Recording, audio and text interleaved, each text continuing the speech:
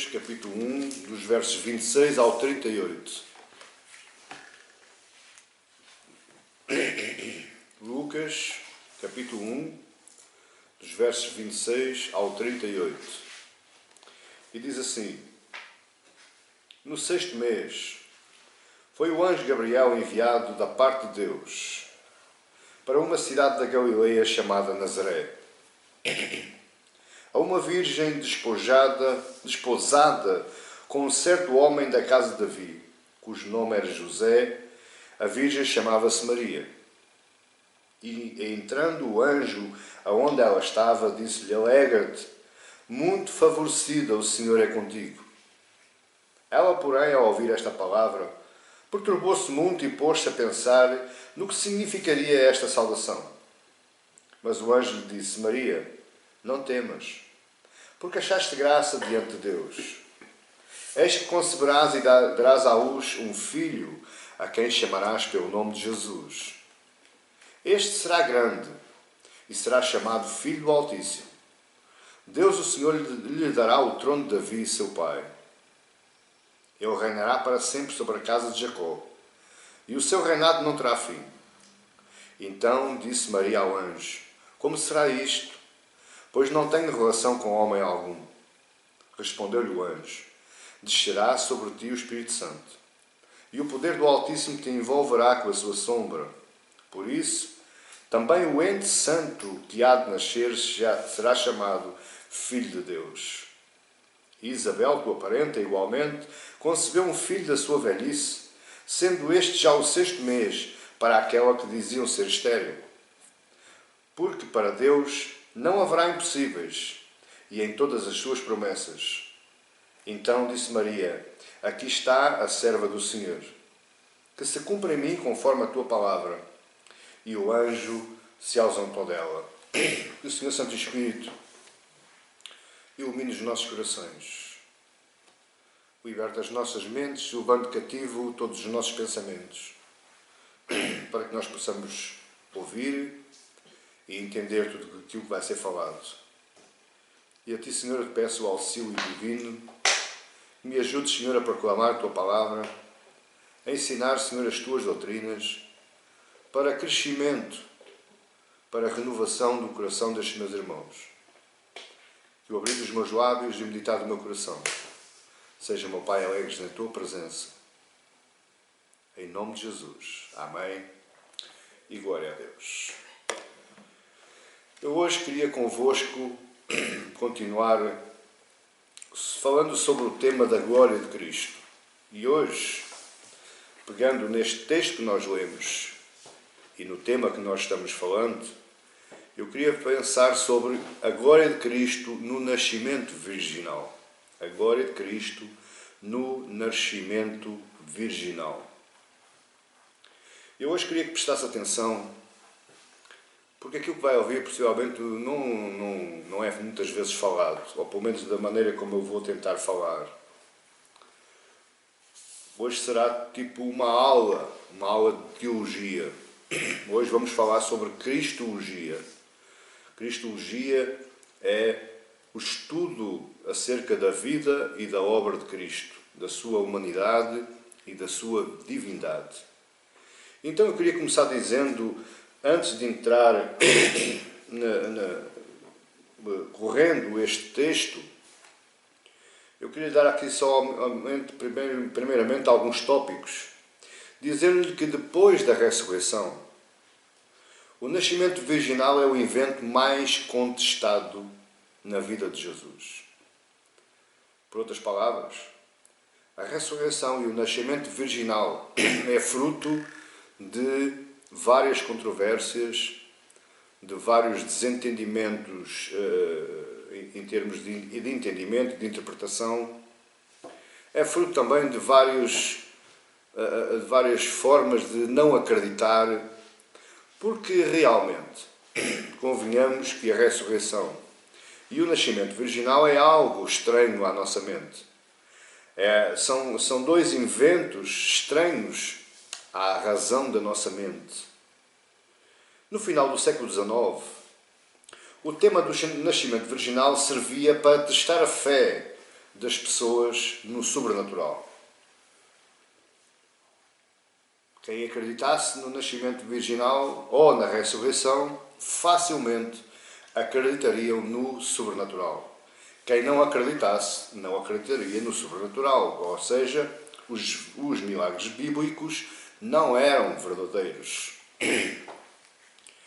Os fundamentalistas ou os conservadores, eles tinham como argumento o facto de se aceitassem este evento, e eu estou falando no nascimento virginal, provavelmente também aceitariam todas as outras evidências da divindade de Cristo, visto que aceitar o nascimento virginal é mais difícil do que aceitar, por exemplo, a cura de um paralítico, a limpeza de um leproso. Portanto, os outros eram mais fáceis de aceitar se eu aceitasse este nascimento virginal como sendo verdade. Também aos candidatos que se ordenavam, a pergunta acerca do nascimento virginal era imprescindível. Ou seja, era-lhe perguntado ao candidato se acreditava no nascimento virginal. Se ele dissesse que sim, então ele acreditaria ou consideraria que Cristo era sobrenatural.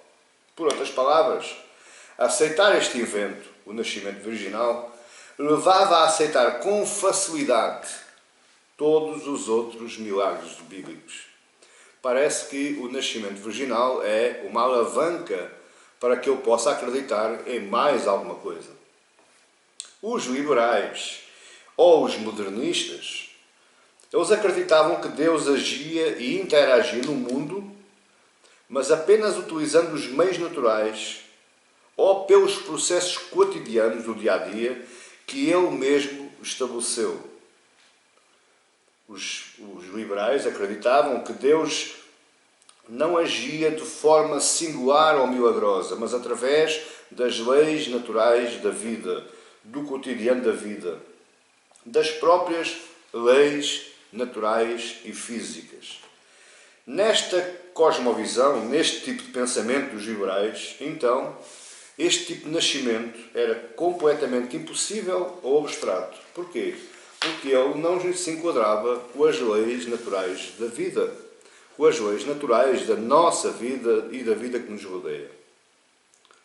Por outro lado, os conservadores, eles acreditavam que Deus estava fora do mundo, mas intervém de forma estritamente milagrosa para realizar a sua obra especial. Ou seja, para que você entenda, os liberais, eles acreditavam que Deus agia no mundo somente através das leis que Ele próprio estabeleceu. Os conservadores, por outro lado, eles diziam e acreditavam que Deus somente agia de forma milagrosa. E então, assim, para os conservadores, eles acreditavam que o nascimento virginal era um sinal da obra milagrosa de Deus. É certo, é correto algumas partes dos dois pensamentos, mas ambos estão errados.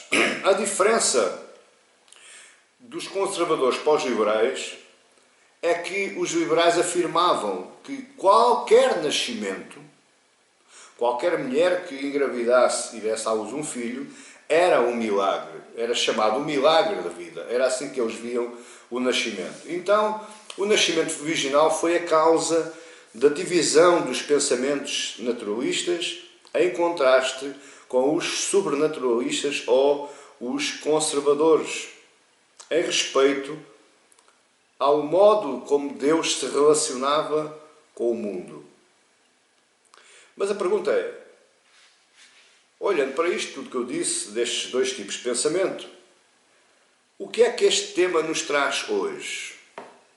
O que é que interfere na minha e na sua vida o tema acerca do nascimento virginal? Qual é a vantagem que eu trago à minha vida hoje, alimentando o meu conhecimento e a minha sabedoria sobre este tema? Pois bem, o facto de tão glorioso é o nascimento de Jesus pela forma como os evangelhos nos o apresentam. Isso é algo que nos deve causar fé, que nos deve acrescentar fé, que nos deve acrescentar força, firmeza, segurança, esperança. Porquê? Porque é que este nascimento virginal é tão importante para a fé cristã? Como vou responder a tantas objeções acerca do nascimento virginal? Porque é claro, você vive com pessoas, você se rodeia com pessoas, e muitas delas não comungam do seu pensamento, não comungam do seu credo. Então como responder a esses tantos pensamentos contrários à sua fé e à sua esperança? De que forma também o nascimento virginal acrescenta a nossa fé? De que forma é que ele estimula a nossa alegria em Jesus? E nós deveríamos pensar assim: eu não quero mais informações sobre o nascimento de Jesus, mas eu quero me encantar, eu quero exaltar com todas essas informações. O nascimento virginal, portanto, ele tem diversos significados, bastante diferentes e antagónicos nas diversas pessoas que nós conhecemos e nós falamos. E até, inclusive, cristãos, irmãos nossos, evangélicos. Mas, afinal, de que é que estamos falando? O que é isto de nascimento virginal? Nós estamos falando da concepção de Jesus. Como ele foi formado no ventre daquela mulher que era virgem, chamada Maria de Nazaré. Nós estamos falando da concepção do útero de Maria. Ela não foi normal, ela não foi natural. E eu já lhe vou explicar porquê. Ao contrário do que se diz, e nomeadamente a Igreja Católica Apostólica Romana, eles são marianistas e eles afirmam na perpetuidade da virgindade de Maria. Mas eu considero Maria. Eu amo Maria como minha irmã. Eu não a idolatro, mas eu a respeito. Por uma única razão. Porque ela entregou a sua vida e a sua vontade ao Deus dos céus que criou a terra e os mares. Ela foi obediente.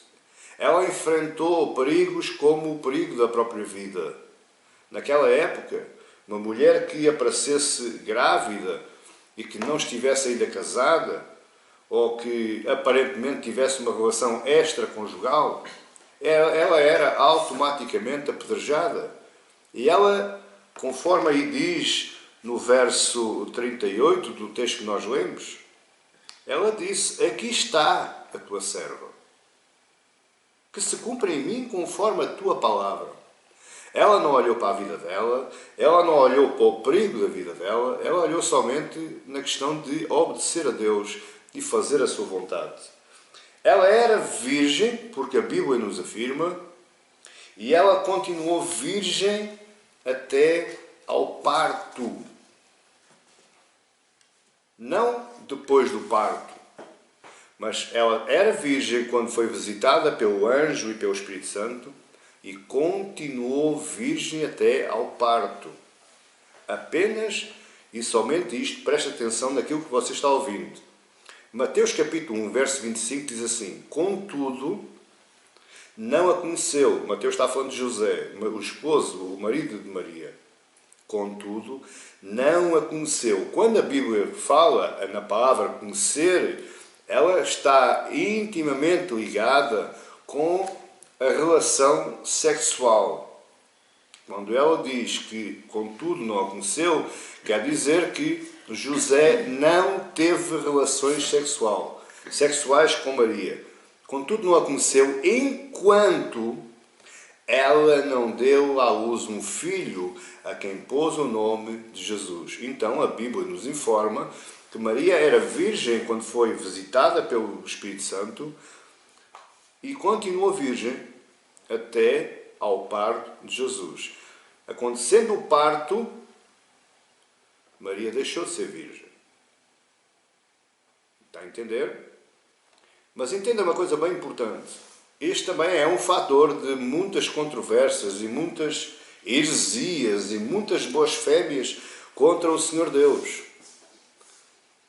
Entenda bem, Jesus não foi, olha o que eu estou dizendo, Jesus não foi o resultado de uma cópula entre Deus e Maria. A visitação de Deus a Maria não envolveu contacto, não envolveu relação de contacto. Lucas, no verso 35, diz assim: respondeu-lhe o anjo: descerá sobre ti o Espírito Santo, e agora repara, e o poder do Altíssimo. Lucas não está a dizer que foi o Altíssimo, ele está dizendo, e o poder do Altíssimo te envolverá com a tua sombra. Não o Altíssimo que envolveu Maria, mas o poder do Altíssimo, com a sua sombra. É como, imagine, algo que está tapando uma luz e faz sombra sobre outro objeto. Deus fez sombra sobre Maria, envolveu-a com a sua sombra. Por isso, também o ente santo que há de nascer será chamado Filho de Deus. Jesus era Filho de Deus porque o Espírito Santo envolveu, o poder de Deus envolveu Maria para dar seguimento a todo o processo de gestação. Agora, você pode estar aí perguntando: porquê é que é tão importante falar nisto? Porquê é que nós não falamos de outros milagres, não falamos de outros assuntos bíblicos? Porquê este assunto? Qual foi então a ação do Espírito Santo? Em primeiro lugar, a ação do Espírito Santo foi isolar a condição genética de Maria, por forma a isolar o pecado. Como nós sabemos, o pecado entrou no mundo pelo pecado de Adão e Eva.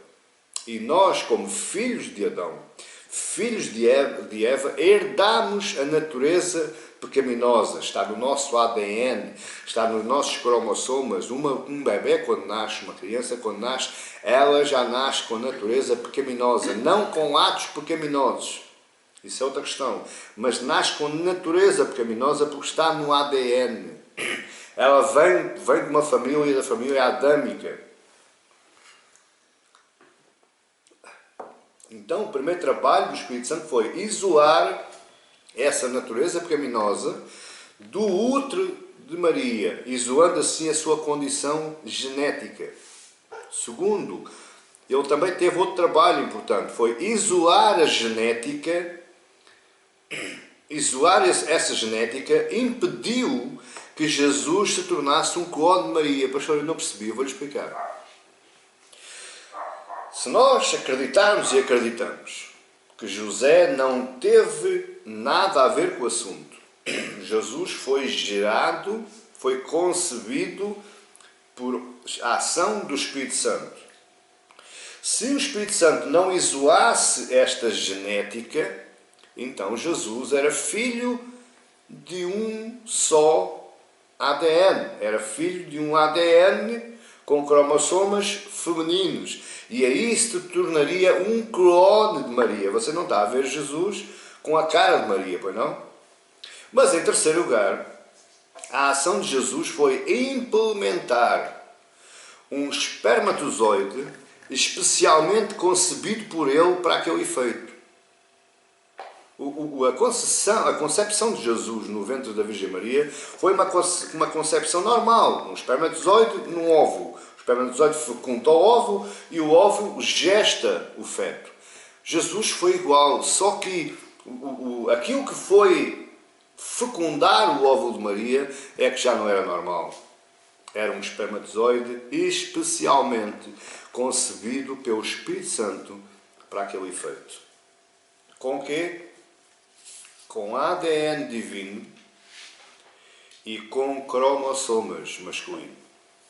Por isso Jesus era homem, porque ele era masculino, ele tinha cromossomas humanos, masculinos, mas ele tinha um ADN divino, que é o ADN de Deus. Novamente a mesma pergunta: porquê, pastor, tão importante nós sabermos isto? Porque nos meios académicos, e aqui é que é uma questão muito importante, nos meios académicos, nas universidades, nas faculdades, que são helenizados, ou seja, são fontes de sabedoria, baseiam-se na razão da ideia.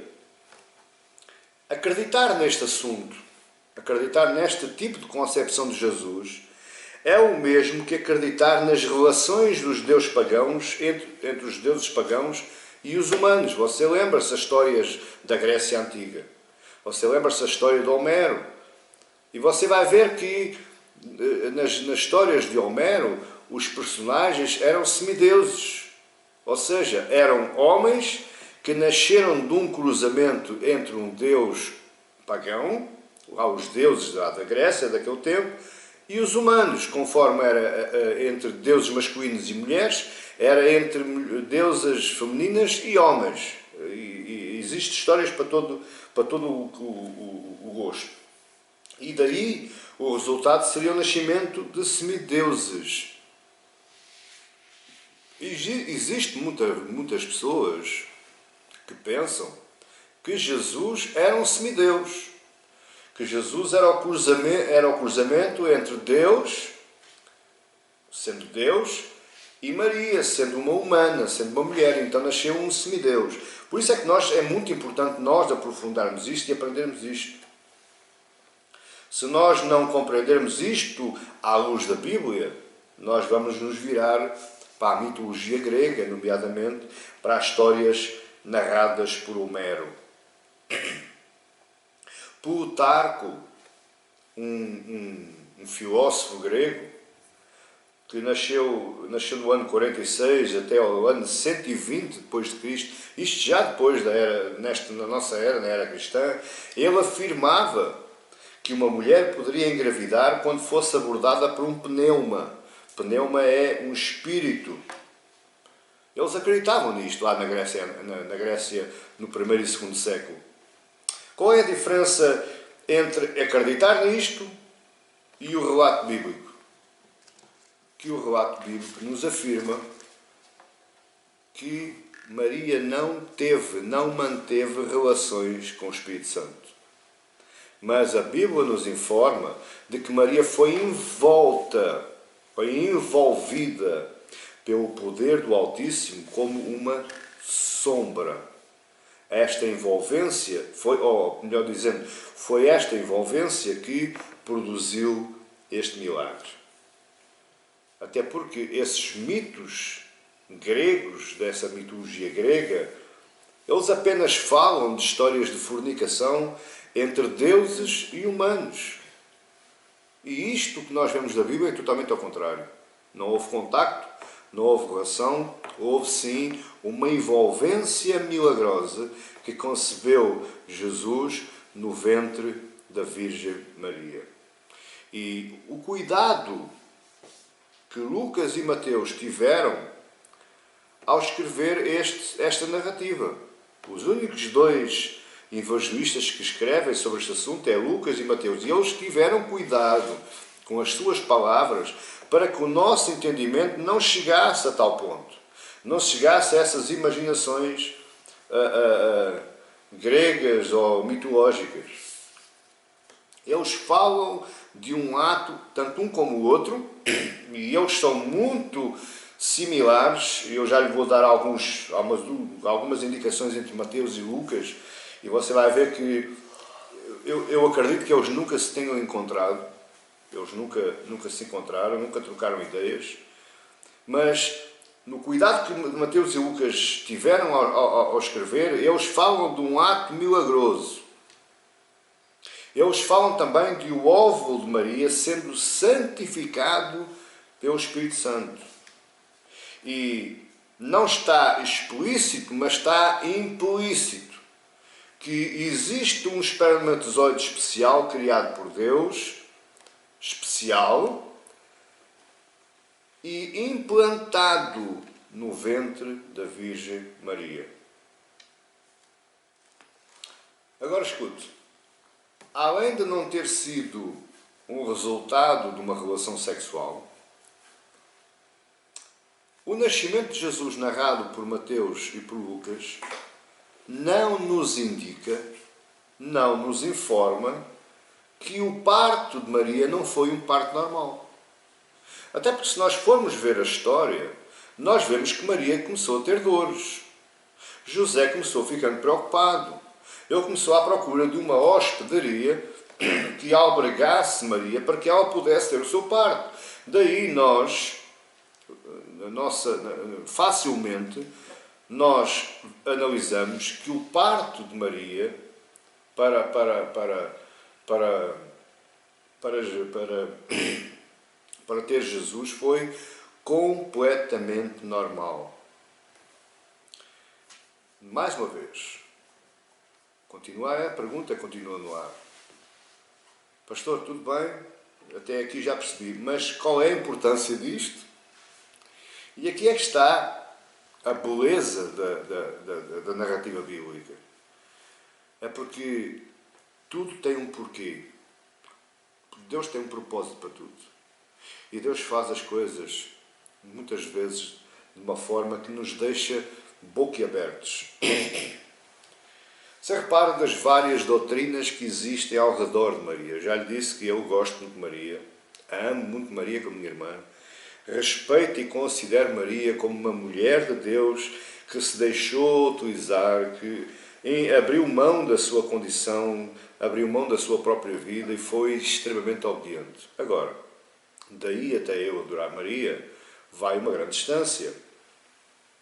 E muitos teólogos, nomeadamente e principalmente os teólogos católicos, eles afirmam, como não sei, não me peça para eu explicar porque eu não sei qual é a base dessa teologia, eles afirmam que o parto de Maria não foi normal. Ou seja, o parto de Maria não foi natural.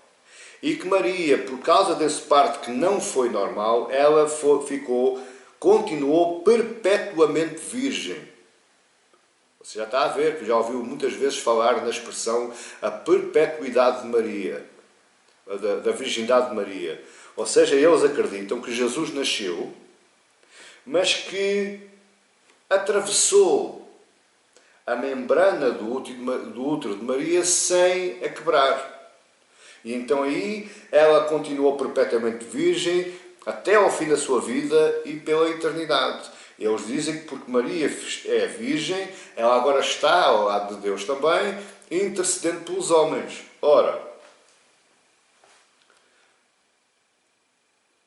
em outras palavras, eles acreditam que foi um parto cesariano, mas um parto cesariano milagroso. Jesus passou e não afetou nada. Segundo a teologia católica, Maria nunca mais teve relações sexuais.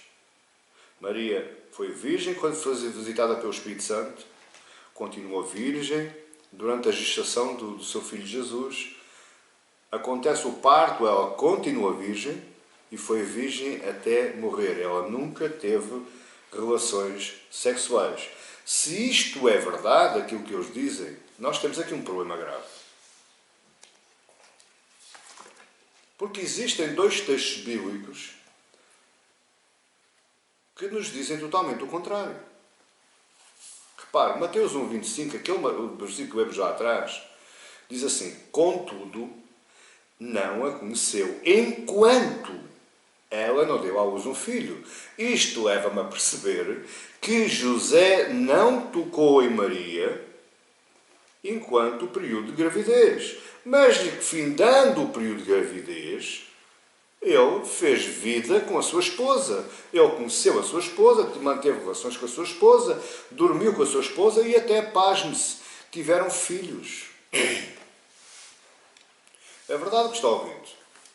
Marcos 6, verso 3, diz-nos assim: não é este o carpinteiro, filho de Maria, irmão de Tiago, José, Judas e Simão?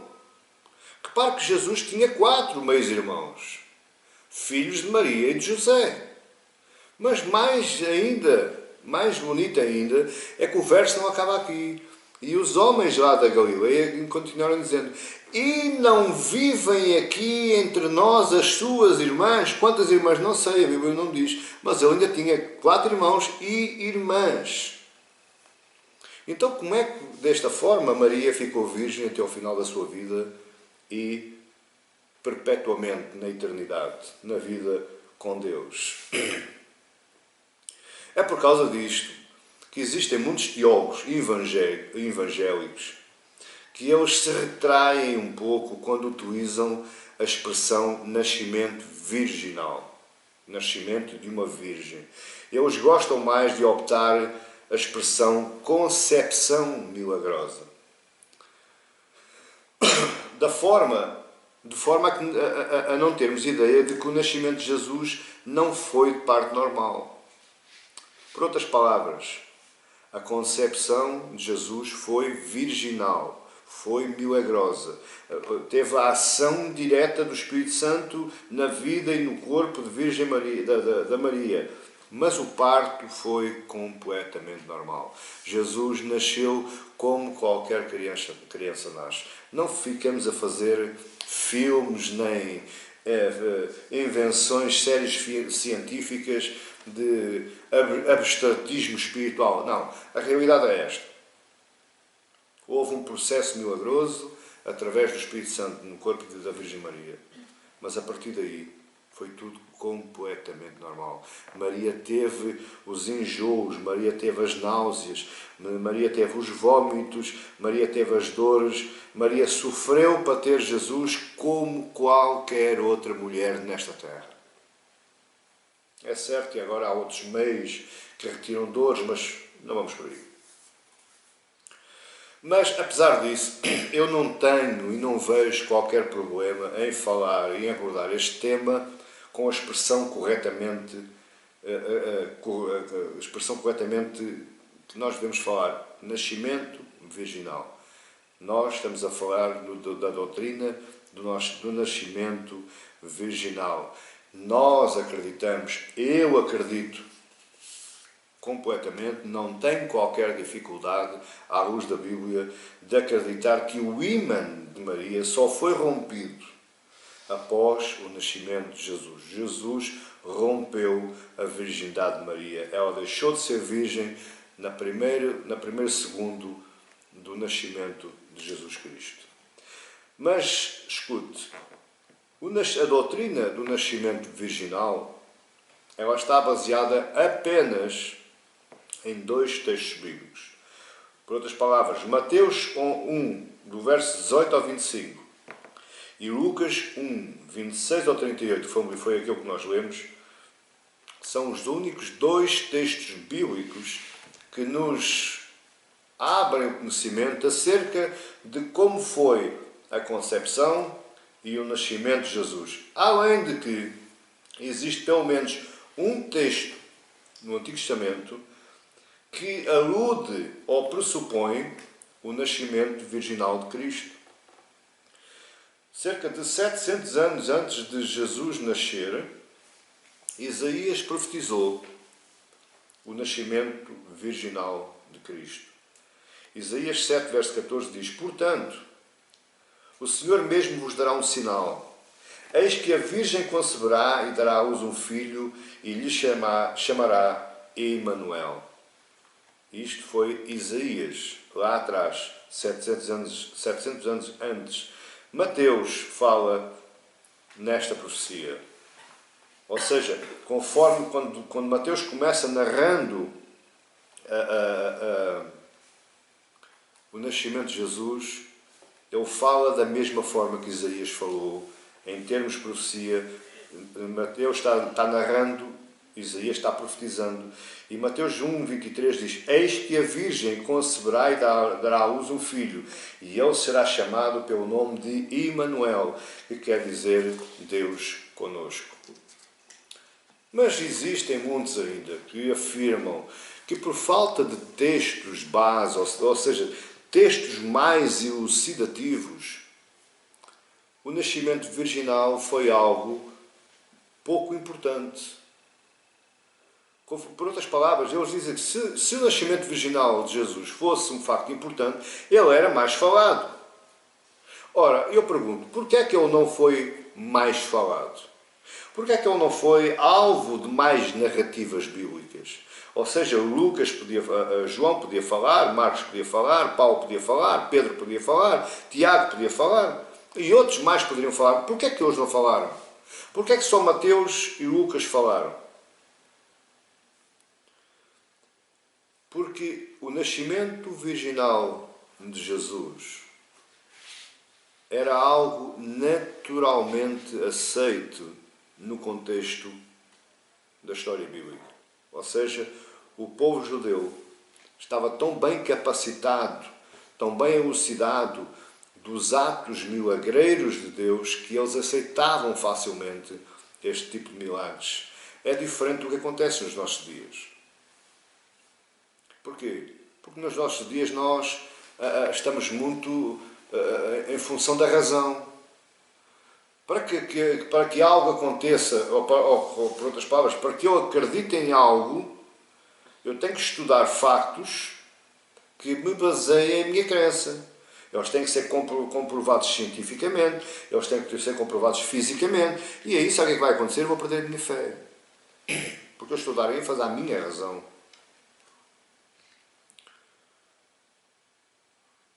Apenas o facto, e isto agora estou a falar para mim, apenas o facto de Mateus e Lucas me falarem disto já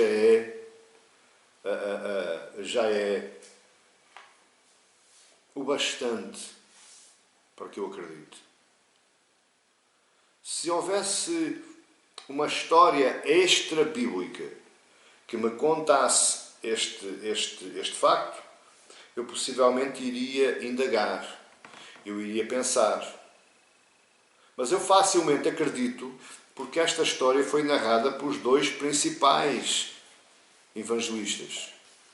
E você repara que Deus não faz nada ao acaso. Mateus era um homem da matemática. Mateus era cobrador de impostos. Mateus era um publicano. E se você reparar o Evangelho de Mateus, ele é muito meticuloso. Ele é muito detalhista. Ele dá muitos detalhes. Ele perde muito tempo a explicar. Porque era assim que os matemáticos na altura faziam. Eles gostavam de tudo explicadinho, tudo bem explanadinho. Mas o outro evangelista que escreveu sobre este assunto, então, nos dá ainda muito mais segurança. Porquê? Porque ele era médico. Ele era um cirurgião. Dizem até os historiadores que ele era um dos melhores neurocirurgiões. Imagino, naquela época já havia este palavrão. Neurocirurgião naquela época.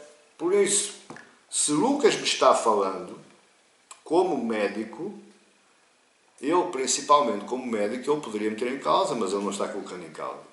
Ele está relatando exatamente tudo aquilo que ele recebeu sem colocar nada em causa. Estes dois textos são de fontes completamente distintas, diferentes. Não tem nada a ver Mateus com Lucas. Primeiro repare, Mateus está escrevendo para judeus. Lucas está escrevendo para gentios.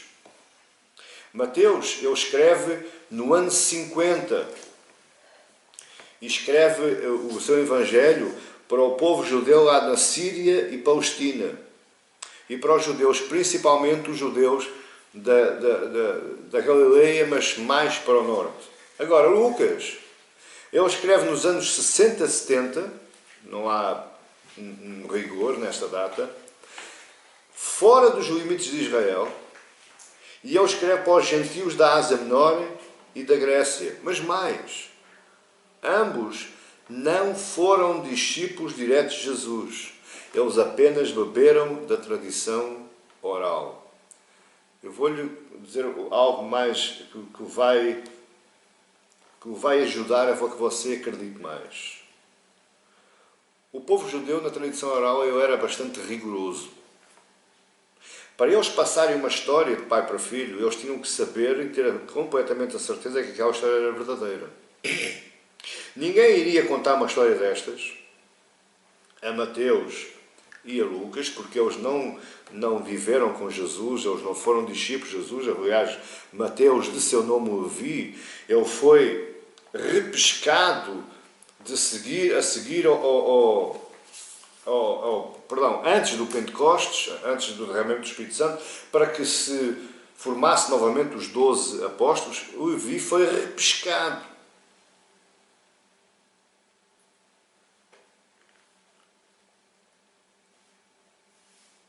Este foi o mistério do trabalho do Espírito Santo. Deus manteve intacta a tradição oral. Deus não permitiu que as histórias que se contassem de pais para filhos e entre amigos e entre o povo que se deteriorasse. Ele manteve a tradição intacta. Entre os textos de Mateus e de Lucas existem pelo menos 11 referências semelhantes. Esta é a evidência bíblica do nascimento virginal como sendo verdade. Agora, a Bíblia, nós olhamos para a Bíblia é uma coisa, mas muitas vezes há pessoas que pedem então evidências históricas. A evidência histórica temos o famoso credo apostólico. O nome do credo, ele origina-se antes da 5ª década depois de Cristo, que por inspiração do Espírito Santo, após o Pentecostes, cada um dos 12 discípulos ditou uma parte desse credo. Por isso ele é tradicionalmente dividido entre 12 partes. Agora você diz assim, pastor, eu já ouvi falar nesse credo. Esse credo não é aquela reza da Igreja Católica Apostólica Romana? É. Embora que eles o alterassem. Porque se nós formos analisar o credo apostólico, ele é um credo, ou seja, ele é uma confissão, é uma profissão de fé do verdadeiro cristão, do verdadeiro seguidor de Jesus Cristo. Olha o que é que diz o credo verdadeiro, o credo apostólico. Ele diz, creio em Deus Pai, Todo-Poderoso, Criador do céu e da terra.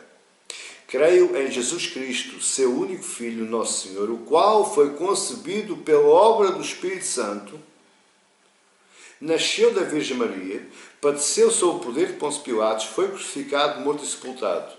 Ressurgiu dos mortos ao 3º dia, subiu ao céu. Está sentado à direita de Deus Pai Todo-Poderoso, onde há de vir para julgar os vivos e os mortos. Creio no Espírito Santo, na Santa Igreja Universal, na comunhão dos santos, na remissão dos pecados, na ressurreição do corpo, na vida eterna. Amém. Uma das evidências históricas que nós temos do nascimento virginal de Maria é este credo. Porque todos os apóstolos os deixaram escritos. Mas mais ainda, Tertuliano, Irineu, Inácio de Antioquia, chamados pais da Igreja, os primeiros pregadores do Evangelho, após os apóstolos, de zonas completamente diferentes. Eles falavam publicamente em seus sermões sobre este mistério, sobre o nascimento virginal. Repare que Inácio de Antioquia era um homem extremamente importante, um homem extremamente letrado. Se isto não fosse verdade, ninguém se submeteria a falar sobre isto. Você acha que eu agora iria falar algo que era mentira? Não, eles falavam porque eles acreditavam que era verdade. Porque havia a tal tradição oral, a história contada. Mas bom, explanado este tema, explanado as evidências bíblicas e históricas, surge novamente a pergunta: por que é tão importante o nascimento virginal? São 5 os pontos que eu quero falar consigo para lhe explicar qual a importância do nascimento virginal para nós hoje, Igreja de Cristo hoje. Agora vou deixar os judeus, agora vou deixar a época do Oriente Médio, agora vou falar para si hoje. O que é que isto nos traz de novo e o que é que isto pode ajudar a suportar a nossa fé, a nossa crença? 5 são os pontos para responder a esta pergunta. E o primeiro ponto da importância do nascimento virginal é porque a Bíblia fala que foi assim. Não é o pastor João que está falando, não é o pastor A, não é o pastor B, não foi nada escrito através, como existem outros livros da hermenêutica e da exegese bíblica, livros ótimos. Eu estou a ler um livro, eu até lhe posso mostrar aqui, é o livro da Carta aos Hebreus, que este livro não é um livro bíblico. Este livro foi um livro que o pastor Augusto Nicodemos Lopes, pela sua interpretação bíblica, com a iluminação do Senhor Santo Espírito, ele foi interpretar a Carta aos Hebreus. Existem milhares de livros deste género, milhares de livros de interpretação bíblica. Agora, a Bíblia não. A Bíblia é a verdadeira voz de Deus. A Bíblia é a boca de Deus a falar. A Bíblia é a explanação pública ao coração dos homens da plena e verdadeira vontade de Deus. Então, se a Bíblia fala, para mim é verdade. E se a Bíblia fala, ela mantém-se completamente à margem de qualquer teologia humana, seja ela do pensamento A, do pensamento B, seja da igreja A, da igreja B, da igreja C, não interessa. A Bíblia fala e a Bíblia está à margem de qualquer teologia. A Bíblia justifica-se ela própria. A Bíblia confirma-se ela própria. Não precisa de ninguém para justificar, nem ninguém para confirmar. Se a Bíblia fala, então é verdade.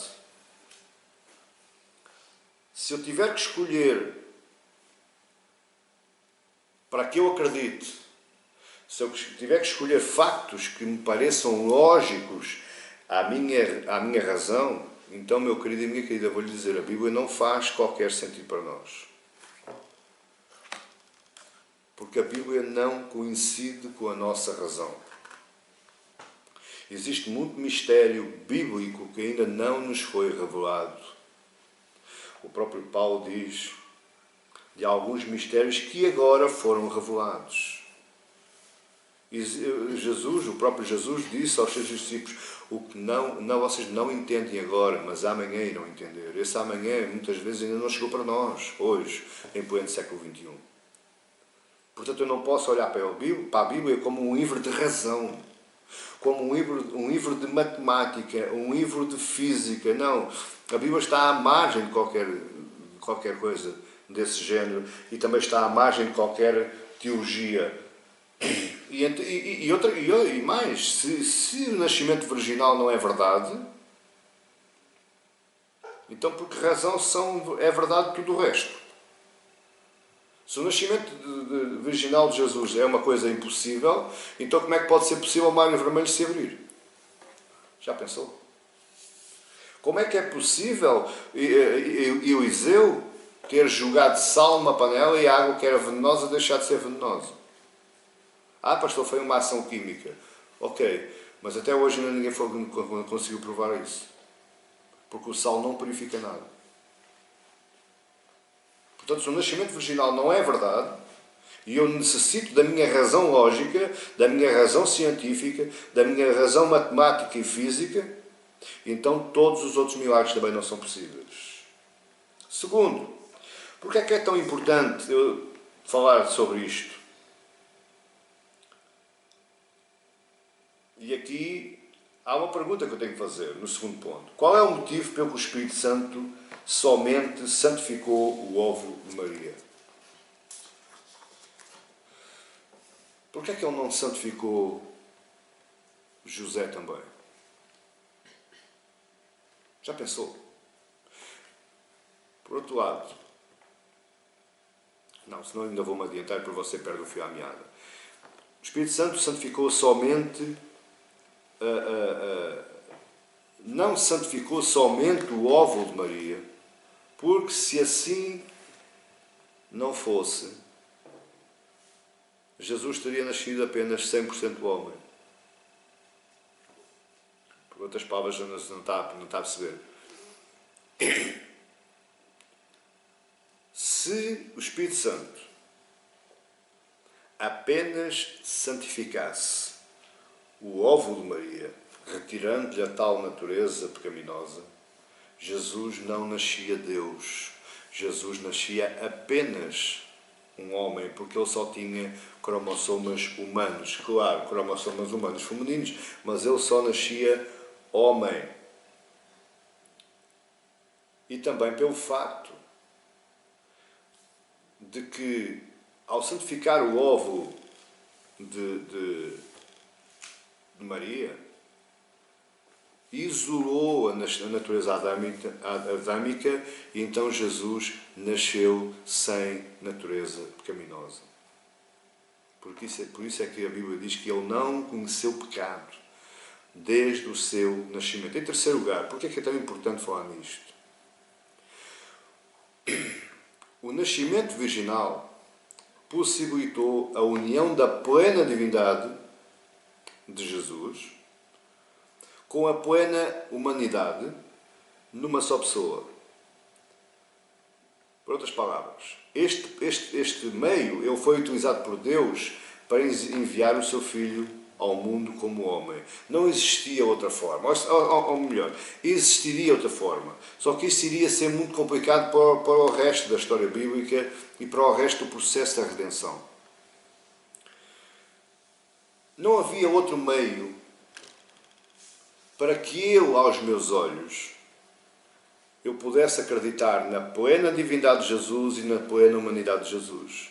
Porque eu, se olhar para o nascimento virginal de Cristo, eu sei que Ele é Deus, que foi implementado, foi implantado no ventre de Maria, então Ele é um Deus que nasceu homem. E eu não me causa estranheza de eu olhar para Jesus como 100% Deus e 100% homem numa mesma pessoa. Aqui talvez seja a única doutrina que desvende um pouco deste mistério, o mistério da humanidade e da virgindade de Cristo. Agora a pergunta é, esta é uma pergunta curiosa. Deus poderia enviar o seu Filho à Terra no mesmo estado em que ele estava no céu?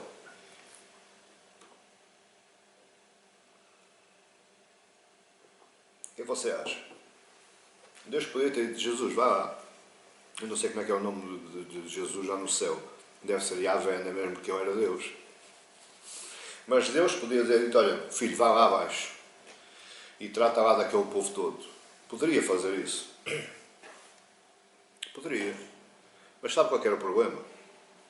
É que durante o período que Jesus andasse na Terra, ele era apenas uma teofania permanente. Ou seja, ele era apenas uma presença, uma aparição de Deus permanente. E isso era o que diziam já no 2º e 3º século os tais gnósticos, que Jesus era como uma nuvem. Jesus era como um holograma. Jesus não era um homem físico. Ele era um espírito com aparência de homem. Ou seja, Jesus andaria na Terra, se assim fosse, numa espécie de anjo-homem. Agora outra pergunta. Seria possível para Deus enviar o seu Filho através dos dois genitores, não perdendo por isso a sua divindade?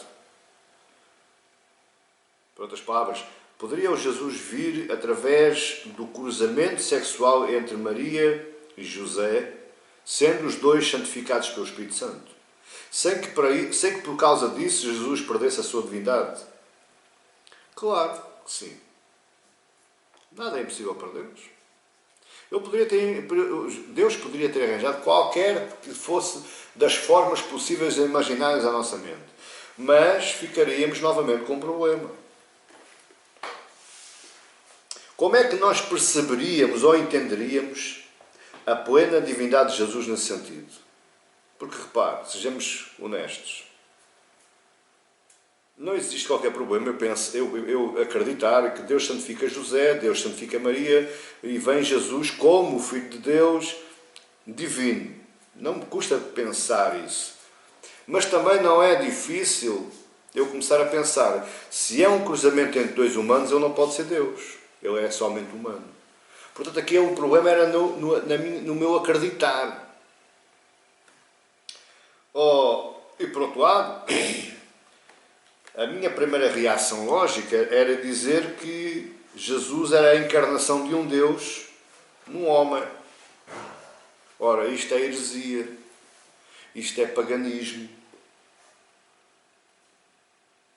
Isto é a mesma coisa de que os deuses mitológicos na Grécia Antiga.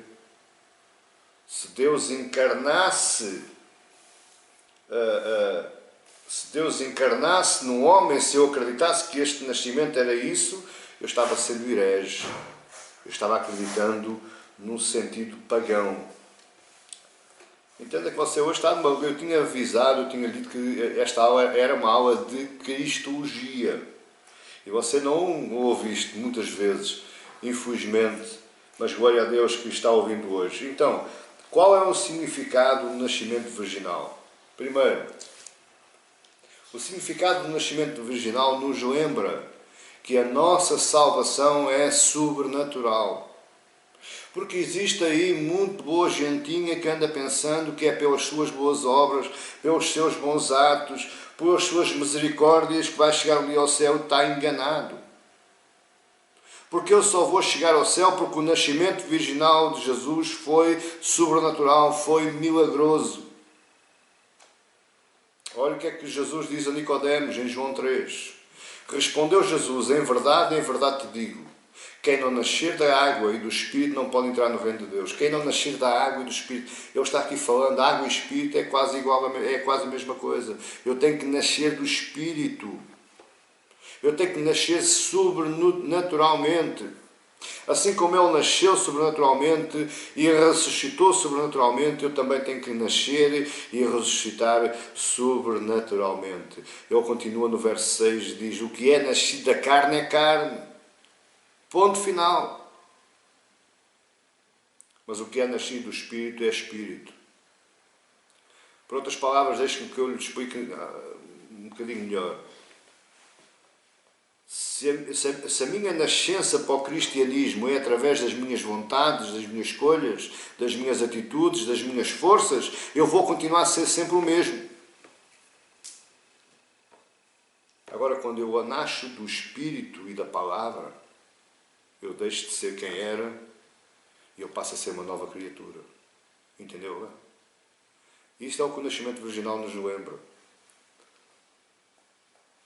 No reino de Deus não entram apenas os que são nascidos da carne, e eu agora estou falando aqui carne, naturalmente, partes normais, relações normais, mas principalmente entram os que são nascidos do Espírito e da Palavra. Mas a todos quantos o receberam, João 1, deu-lhes o poder de serem feitos filhos de Deus, a saber, os que creem no seu nome. Repara o que é que João diz. Mas a todos quantos o receberam Jesus, deu-lhes o poder de serem feitos filhos de Deus. Lucas está dizendo,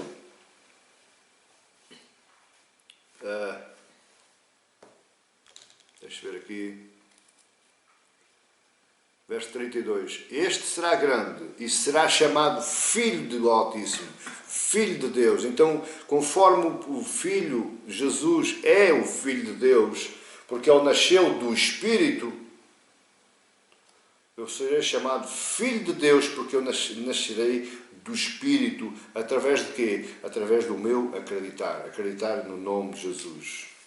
Verso 13. Os quais não nasceram do sangue, nem da vontade da carne, nem da vontade do homem, mas de Deus. Você e eu, novos nascidos, convertidos, entregues a Jesus o Salvador, nós nascemos de Deus.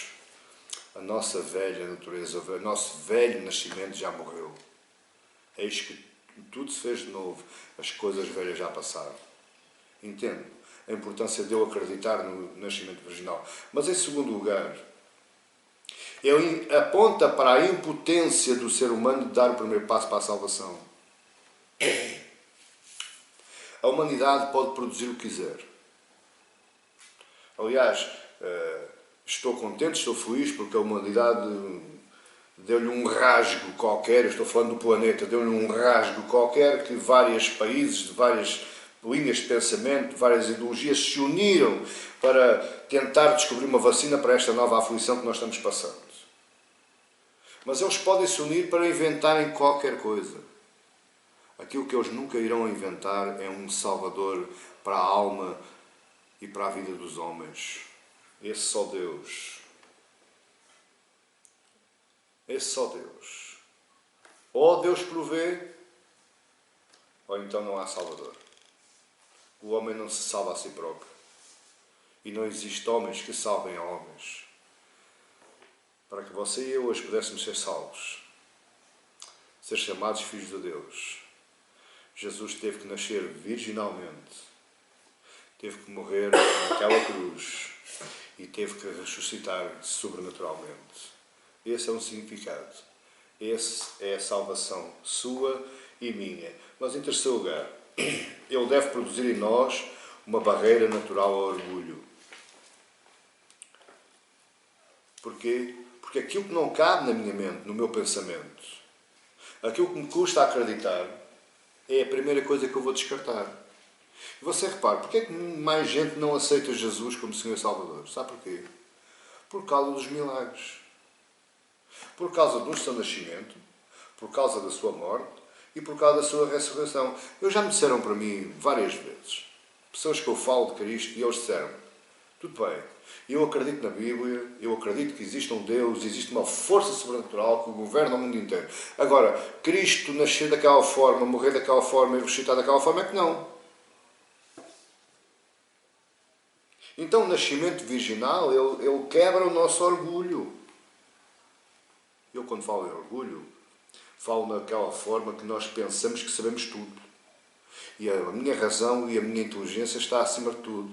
Aquilo que eu não me cabe na minha cabeça não é verdade. Aquilo que eu não consigo raciocinar já não pode ser possível. 2 Coríntios 4 diz assim: temos, porém, este tesouro em vasos de barro. Eu amo esta frase. Eu amo esta frase. Temos, porém, este tesouro em vasos de barro. Sabe o que Paulo está aqui dizendo? Que nós temos um tesouro. Porque os vasos de barro somos nós. Sabia que Paulo não falou aqui em vasos de cerâmica? Ou vasos de cobre? Ou vasos de bronze? Sabe porquê que Paulo não falou nisto?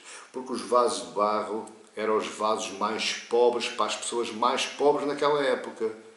Quem não tivesse dinheiro para comprar um vaso de outra forma, comprava um vaso de barro. Que era onde os pobres poderiam chegar. Então, meu querido e minha querida, você e eu não passamos de vasos de barro, nós não chegamos à cerâmica, não chegamos ao cobre, não chegamos ao bronze e muitas vezes, e muito menos ao ouro. Mas repare que o principal está no início da frase. Temos, porém, um tesouro. Apesar de eu ser um vaso de barro, este vaso de barro contém um tesouro, que é Cristo. Para que a excelência do poder seja de Deus e não de nós. Eu posso ser um vaso de barro, mas se o verdadeiro tesouro estiver dentro de mim, não é o vaso que vai trabalhar, não é o vaso que tem o poder, mas aquilo que está dentro do vaso. A excelência do poder de Deus. Mas em quarto lugar, qual é a importância de falar neste assunto do nascimento virginal?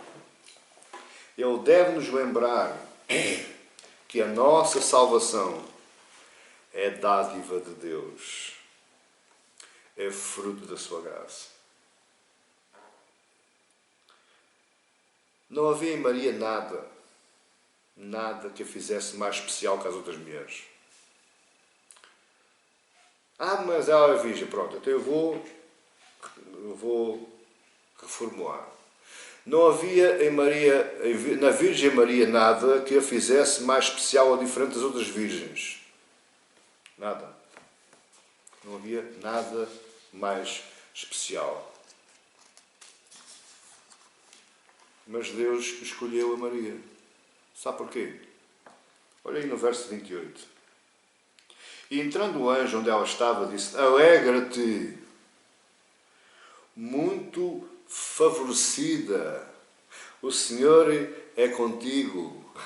Ela alcançou o favor de Deus. Deus a escolheu. Deus lhe deu a dádiva de poder ser utilizada por Ele.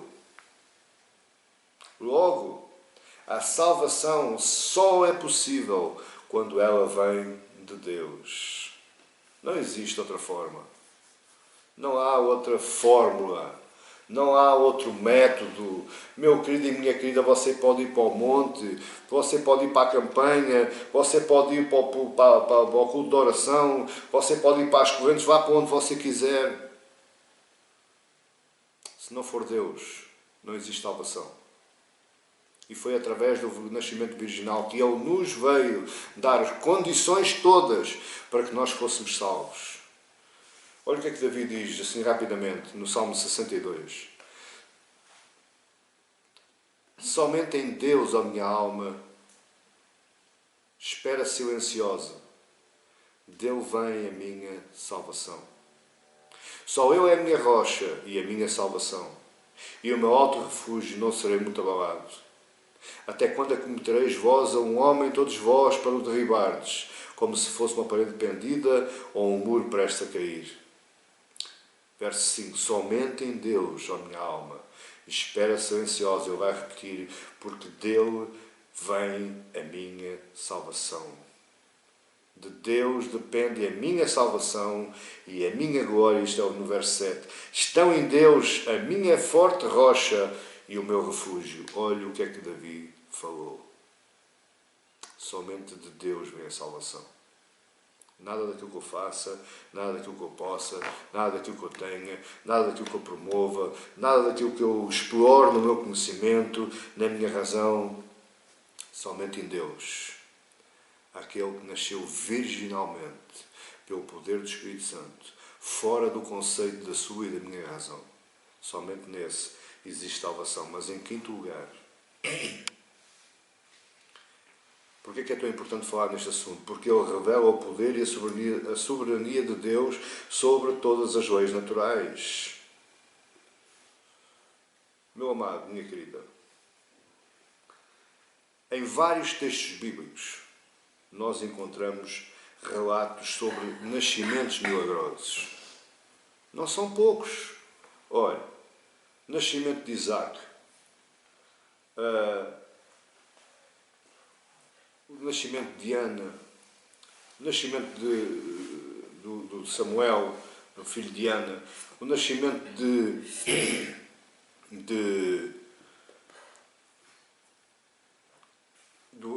da Rebeca e outros nascimentos. São nascimentos milagrosos. Porquê? Porque as mulheres estavam estéreis. Olha, Isabel, a prima de Maria, estava estéril. E mais, e não só estéril, Mateus diz que ela estava avançada na idade. Uma velha estéril, toda escancelada, mas Deus, com todo o seu poder, operou um milagre. Nascimentos milagrosos. Nos nossos dias atuais, nós achamos testemunhos de mulheres que geraram e deram à luz filhos de forma milagrosa. Não são poucos os testemunhos nos nossos dias. Deus provê filhos para mães estéreis à luz da ciência. A ciência declarou estéril e ponto final. Mas Deus diz, para mim não há esterilidade, para mim há fertilidade. E então eu vou promover nascimentos. Mas o nascimento de Cristo, ele supera em muito todos esses nascimentos. Porquê? Primeiro, Maria não era estéril. Você não encontra na Bíblia a dizer que Maria era estéril. Maria era virgem. Segundo, Maria não teve contacto, relação sexual. Terceiro, Maria continuou virgem até ao final do parto. E quarto e último lugar, tudo isto foi por ação do Espírito Santo anunciado pelo anjo Gabriel 9 meses antes. E ainda existe um quinto ponto, muito importante, mas muitas vezes é esquecido. Quando Maria vai ter com a sua prima Isabel, Isabel disse, quando eu ouvi a tua saudação, o meu filho, que era João Batista, estava no ventre de Isabel, ele se alegrou.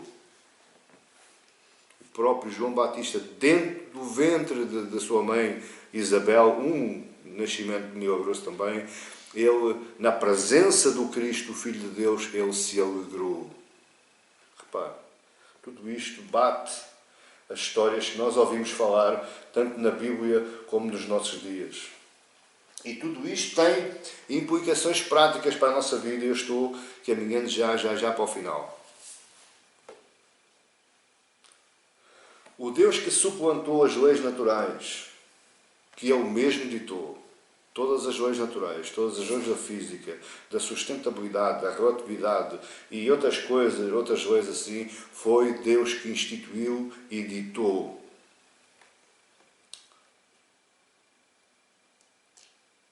Ou seja, o Deus que ditou estas leis, Ele mesmo suplantou, alterou, para que Jesus nascesse nesta forma.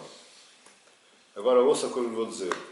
Se Ele suplantou as suas leis naturais para que Jesus nascesse desta forma, esse mesmo Deus, Ele pode fazer o mesmo na sua e na minha vida. Ele pode suplantar todas as leis naturais dos homens, todas as lógicas dos homens, todas as ciências dos homens que caem por terra perante a presença do grande Rei, o Senhor dos Senhores. Ele pode fazer isso na sua vida, creia. Parece que estou pregando teologia da prosperidade, não estou não. Eu estou falando do Deus Criador, do Deus dos céus que criou a terra e o mar. Aquele mesmo Deus que enviou o seu Filho à terra, mas de uma forma espetacularmente milagrosa. Ainda hoje ninguém consegue, não há ciência nenhuma que consiga explicar isso. Esse Deus pode trabalhar na sua vida, basta que você creia. É importante acreditarmos no nascimento virginal? Acha que é importante? Perante aquilo que você já ouviu, acha que é importante? É importante para um crente aprender, crer e pregar acerca do nascimento virginal? Acha que é um assunto relativamente importante para ser pregado nos púlpitos das igrejas? Eu vou lhe dizer, a resposta é um grande sim. Nós deveríamos falar mais do nascimento virginal de Cristo. Porquê? Porquê que eu devia falar mais nisto? Porque negar a doutrina do nascimento virginal é abrirmos a porta à negação de qualquer outra coisa na Bíblia. Se eu não consigo acreditar no nascimento virginal, eu não consigo acreditar em mais nada. O sol parou, a lua parou e Josué ganhou a batalha. Conversa. O mar vermelho se abriu. É conversa. As 10 pragas foram para o Egito. É conversa. O rio Jordão se abriu em forma de parede e ele ficou junto à sua nascente. É conversa, é treta. Se eu não acredito no nascimento virginal, tudo o resto é conversa. Tudo o resto é conversa. Portanto, para que a minha fé seja baseada, eu tenho que ir às raízes da minha crença. Eu tenho que começar a trabalhar a minha mente. Porque é muito perigoso quando nós começamos a indagar se é verdade, não é verdade, sim ou não, porque a nossa mente é traiçoeira. Que tão traiçoeira. Se você der asas, se você abrir a porta, você vai ver. Daqui a bocadinho você não está a acreditar em nada. E até porque, deixe que eu choque-lhe um bocadinho, está bem? Pode ser? Se o nascimento virginal de Jesus se é falso, nós estamos com um grande problema nas mãos. Se isto que Lucas e Mateus narraram, eu vou descansá-lo, eu acredito plenamente, do fundo do meu coração, que é tudo verdade. Eu creio nisto. Mas, imaginemos com o nascimento virginal de Jesus, que era um assunto falso, que foi inventado, a história cristã muda radicalmente. Muda a sua história, muda a minha história e muda a própria história bíblica de Jesus Cristo. Porque aí nós tínhamos uma jovem, Maria, sexualmente promíscua, porque ela engana o seu próprio noivo. Ela vai lá ter não sei para onde, ela diz que foi ter com Isabel, afinal não foi ter com Isabel. Espera, eu não acredito nisso. Só estou a pôr a questão neste aspecto. Não tenho problemas. Mas se ela é falsa, se esta história é falsa, então Isabel, ou Maria também não foi ter com Isabel, foi ter com um amante qualquer. E chega à casa e diz a José, olha José, um anjo apareceu. Mentira, ela foi com outro qualquer. Ela era promíscua. E ela tanto era promíscua que ela mentiu sobre o nascimento do filho. Ela diz que foi através do Espírito Santo, não foi. Foi de uma fugidinha. Se isto é assim, nem ela nem o seu filho deveriam ser confiáveis, colocando em jogo todas as narrativas bíblicas acerca do próprio caráter e do próprio filho, do próprio caráter de Maria e do próprio filho. Se esta história não é verdade, tanto mentiu Maria como mentiu Jesus. Olhe bem o que eu estou falando.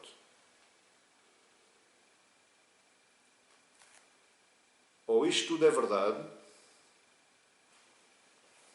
ou isto tudo é um conto pagão. E você anda a seguir uma religião pagã. Você anda a ser enganado. Mas eu quero lhe dizer uma coisa hoje. Descanse o seu coração. Porque a história é real. E tanto que é real que ela foi contada 700 anos antes. Por Isaías. Daniel dá uns toquezinhos ao método leve. Jeremias e Ezequiel também.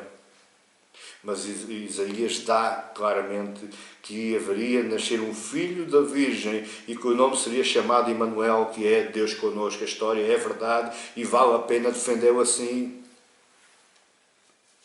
Vale a pena declarar e desfrutar da glória do nascimento virginal de Jesus.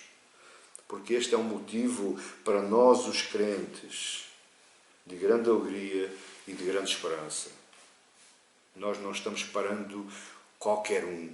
Nós estamos esperando o Rei dos Reis que está no céu, sentado à direita de Deus, e um dia há de vir julgar os vivos e os mortos. Por causa desta história, por ela ser verdade, e por causa da forma como ele nasceu. Jamais existiu, meus amados irmãos, jamais existiu homem algum, nem Hércules, nem nada, nem Poseidon, nada. Jamais existiu, antes e depois de Jesus, um ser humano tão magnífico e tão poderoso como o de Jesus Cristo. É isto é que as faculdades e as universidades mastigam como se soubessem a caracóis com casca. É com toda a sabedoria deles e toda a justificação deles através da arqueologia que eu concordo, através do lado do carbono 14 que eu concordo, as datações, eles não conseguem negar ou apresentar alguém tão poderoso e tão magnífico como Jesus. Nem antes dele, nem depois dele. E também não existe em relato nenhum da história do planeta, em toda a história, até aos dias de hoje, desde que se conhece o planeta até aos dias de hoje, não existe relato nenhum dos anais da história do nascimento de um ser humano como o nascimento de Jesus Cristo, o nascimento virginal. Esta, meus queridos e minhas queridas, é uma glória única e singular da qual você e eu podemos usufruir e desfrutar. Sabe o que é desfrutar? Desfrutar é você chegar ao pé de uma árvore, olhar o fruto, se alegrar por aquilo que está vendo, mas não ficar só por aí. Desfrutar é você chegar lá, colher e comer. Isso é desfrutar. Então a minha oração é que você desfrute desta glória virginal, do nascimento virginal de Cristo. Ele traz glória para nós. Ele traz alegria para nós. Ele traz esperança para nós. Ele traz um sentido de poder até. Porque não diz eu. Porque eu hoje nasci como ele nasceu, virginalmente, não foi virginalmente, mas foi sobrenaturalmente. Fui ressuscitado sobrenaturalmente e hoje, sobrenaturalmente, eu já estou sentado nos lugares celestiais à direita de Cristo Jesus. Isto é glória singular e você deve se alegrar. Cristianismo é Cristo em toda a sua glória. Se você é cristão, mas não vislumbra e não desfruta toda esta glória, é complicado. Se Cristo é só um homem, como muita gente diz. Eu publiquei esta frase no meu Facebook ontem e foi muito mal interpretada, mas realmente estava fora de contexto, eles não sabiam do que é que eu estava falando. Mas eu escrevi assim: se Cristo é apenas um homem, então o cristianismo é apenas uma religião humana. E você anda perdendo todo o seu tempo. Agora, se você acredita no nascimento virginal de Cristo, se isto faz parte do seu suporte de fé, então você está no bom caminho. Porque você está seguindo após o grande Deus. Aquele que estava no princípio com Deus. Aquele que era Deus. E aquele que sobre tudo aquilo que se fez, se não fosse feito por ele, nada se tinha feito. O tema foi denso, eu sei. Mas eu tinha-lhe dito que este era uma aula. Mas ele foi o estritamente necessário para o levar a crer e a receber a salvação da sua alma. Através deste Cristo maravilhoso que nasceu no ventre da Virgem Maria. Não aquela Maria que se fala, mas aquela nossa irmã que foi obediente. Você possa ser abençoado com esta palavra. A minha oração é que eu tenha ajudado a fortalecer a sua fé, o seu conhecimento em Deus, a sua vontade de querer continuar. A minha oração é que toda a sua mágoa, toda a sua angústia, por causa destes problemas adversos que nós estamos passando, que tenham-se desanuviado, tenham ido embora e que você hoje vá para a cama pensando que isto é bom. Vale a pena ser cristão. Vale a pena ser de Cristo. Vale a pena ser participante no nascimento, na morte e na ressurreição. Até à próxima, meus queridos. Que Deus os abençoe. Eu estou ansioso, estou desejoso de tornar a pregar no púlpito, juntamente com os meus irmãos, do qual eu os cumprimento com o amor de Jesus, mas até ainda não é possível, mas está quase, estamos orando, que as coisas se desvaneçam, que os governantes tenham outras ideias e que nós possamos estar todos juntos. Eu penso, se tudo correr bem, no próximo dia 7 de maio nos encontraremos, mas até lá nos vamos encontrando aqui virtualmente através da internet. Não é a mesma coisa, você está olhando para um ecrã e eu estou falando para um ecrã, mas estamos juntos, estamos com Cristo, adorando o mesmo Senhor numa só fé, num só Espírito. Que Deus o abençoe em nome de Jesus e tenha uma ótima noite na paz do Senhor. Amém.